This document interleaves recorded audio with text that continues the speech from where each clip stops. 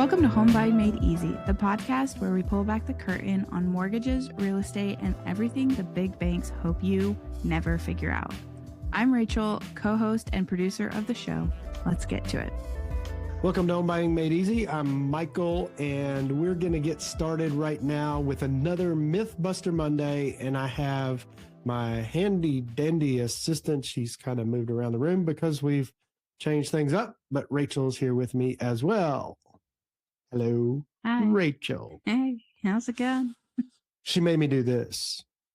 This whole thing. Not. Like she was like, hey, we need to redo our set. And not like, can you make like a better set? Because it's a brick wall. And then I got my wife involved and she was like, your set's so dark. And like, why can't you be more like your son? So thank you, Joshua. That's not what happened. You FaceTimed me the other day and I was not expecting the entire wall to be changed. Yeah, that was because my wife, she looked at Joshua, my oldest, some of his videos. She goes, your videos are so dark and dingy and dungy. Dingy and not dungy. dindy. So, yeah, see what I did there? Well, yeah. Anyways, we're not talking about... Nope, we're talking about myths. Home decor or studio decor. We're talking about myths. Yes. Well, new studio. Tell me what you think. Actually, you can't tell me what you think if you're just listening to this, can you? Yeah, I mean, they can. They can imagine it if they want. All right, everybody close your eyes. Unless you're driving, don't close your eyes if you're driving. Yeah, don't do that. You can imagine there's a brick wall behind me. It's white and gray, and then an American flag and some other decor. You know, just check out the YouTube. You can see it, whatever. Today's Mythbuster Monday topic is your first home has to be your forever home. Is that true? False? What's the deal? That is definitely not true, because a lot of times a first home might be more of a starter home, especially if it's just you and one person, but then you're going to, like maybe you and your wife, or you and your husband, whichever you are in the listening to this. But if there's only two of you, you might buy more of a townhome, or you could buy like a smaller home to get started, and maybe it's in a neighborhood, but then later you want to add some land, or you want to be in a larger home that more of your, like maybe you start having kids, or you could be like me and have 12 kids and you need a bigger house because you kept having kids. Everybody should have. That is not true. No. Everybody should not have 12 kids. No. But you should have the number of kids that you feel God has blessed you with. That's what you should do. I don't know how else to say that, but somebody asked me how many kids I wanted after they found out that my mom had 12. I was like, not 12.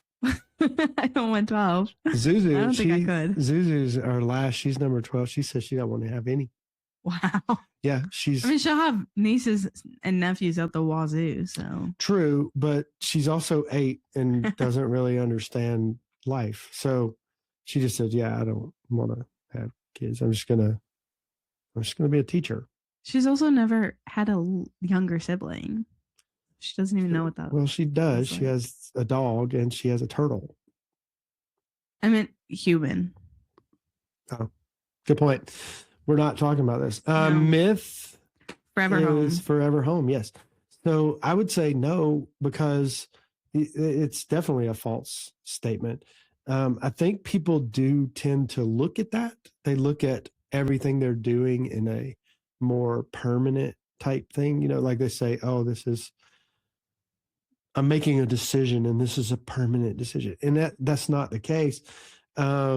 Many times you'll outgrow the house, or maybe you are, I've done a lot of loans for veterans, and the veterans are literally like, hey, this is going to be the perfect house for us for now.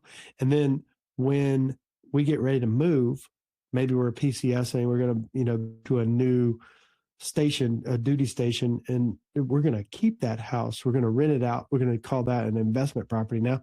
And then they'll go and buy another one. And they'll do that a lot just because it's a good investment, especially if it's at the right price point. I think there's some times that people don't make good decisions on their price point, and they overbuy, and then it doesn't really cash flow well in the investment world. So you got to be careful about that. But I think it's very, very important to keep your options open and make sure that you know that this is not always going to be the final. And many times I think we make decisions based on that. Yeah. So. Yeah, that's it. Any questions? Nothing? You just like poof. No, that's it. Short Wow. and sweet. That was quick, easy, boom, answer the question. Yeah. Another Mythbuster Monday is down in the books with a brand new set. If you're watching this, if you're listening to it, it's the same voices. Yeah. Plural. Two of us. Yes. Yeah. All right. We'll see you next time. That's a wrap on today's episode of Home Buying Made Easy. If something we covered today helped you see things differently, share this episode with one person who needs to hear it. You might just change their financial future. If you're ready to take your next step, our team is standing by. Call or text us directly at 615-499-6335. You can also reach us at michael@dendyteam.com or use the link in the show notes below. New episodes drop every Monday and Friday. Hit subscribe so you're always first in line. And if this show has brought you value, a 5-star review takes 30 seconds or less and helps more people find us. From our team to you, let's make home buying easy.